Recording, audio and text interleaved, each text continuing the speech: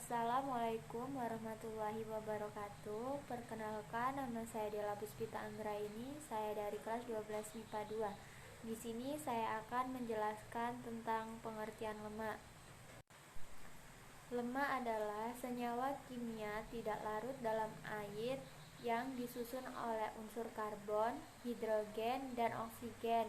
Sedangkan lemak bersifat hidrofobik, yang artinya tidak larut dalam air.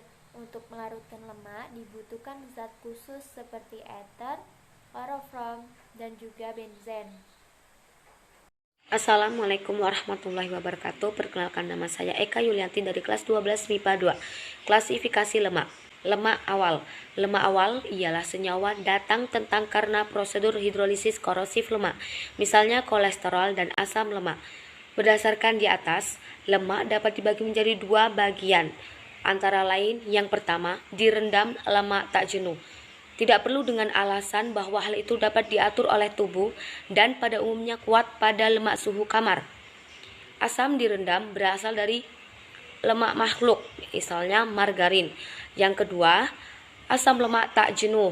Sangat penting mengingat fakta bahwa mereka tidak dapat dimasukkan oleh tubuh dan untuk sebagian besar adalah cairan pada suhu kamar. Asam lemak tak jenuh berasal dari sayuran, memasak, misalnya minyak. Assalamualaikum warahmatullahi wabarakatuh. Perkenalkan, saya Eka Wahyuni. Di sini saya akan menjelaskan tentang materi lemak campuran dan lemak sederhana. Yang pertama, lemak campuran. Campuran lemak ialah campuran lemak dengan paduan campuran berminyak tidak lemak.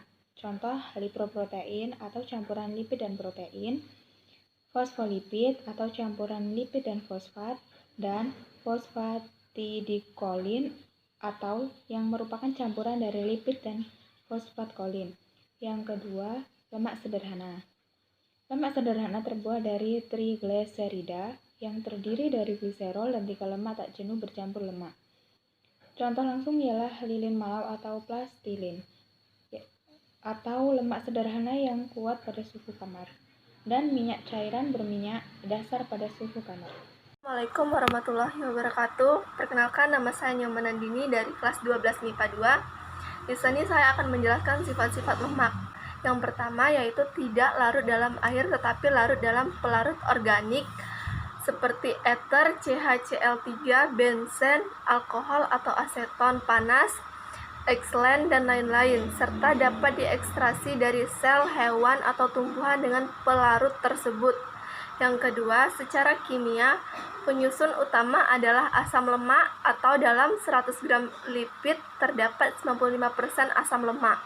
Yang ketiga, lipid mengandung zat-zat yang dibutuhkan oleh manusia seperti asam lemak, esensial atau EVA.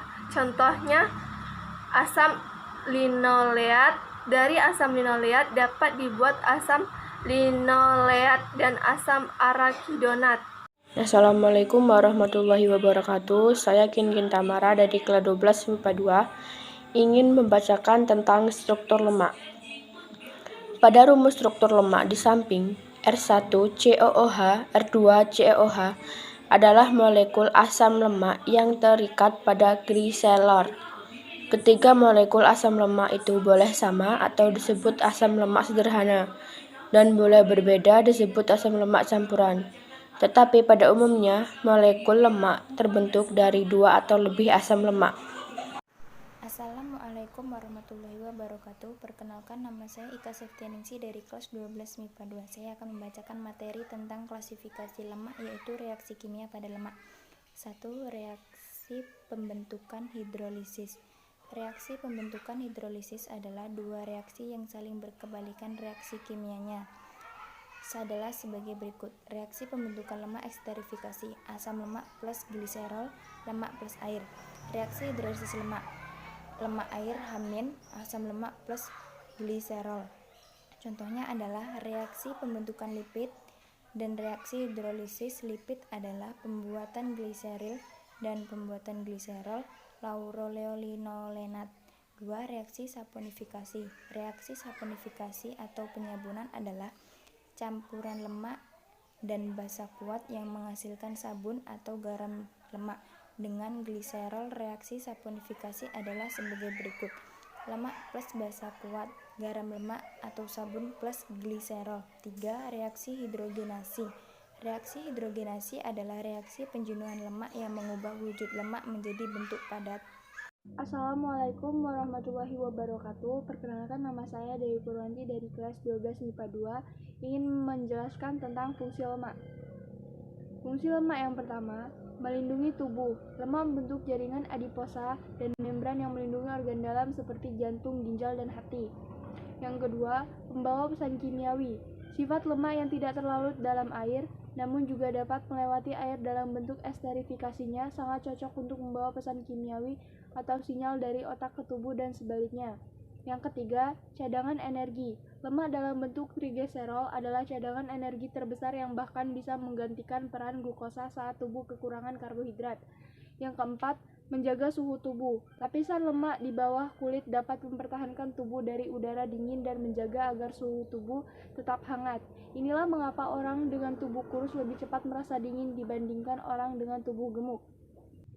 Yang kelima, mengangkut nutrisi. Vitamin A, D, E, dan K merupakan vitamin yang diperlukan oleh tubuh namun tidak dapat larut dalam air.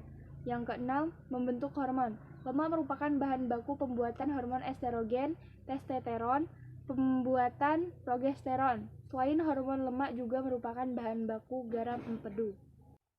Assalamualaikum warahmatullahi wabarakatuh. Perkenalkan, nama saya Uswatun Hasanah. Baiklah, saya di sini akan membacakan sumber lemak. 1. Lemak tidak sehat bersumber dari daging merah seperti daging sapi, daging kambing, dan daging domba, kulit ayam, minyak kelapa, dan juga produk olahan susu seperti mentega, krim, dan keju. 2. Adapun lemak sehat bersumber dari alpukat, ikan, tahu, daging ayam, kacang-kacangan, selai kacang, telur, dan juga minyak nabati.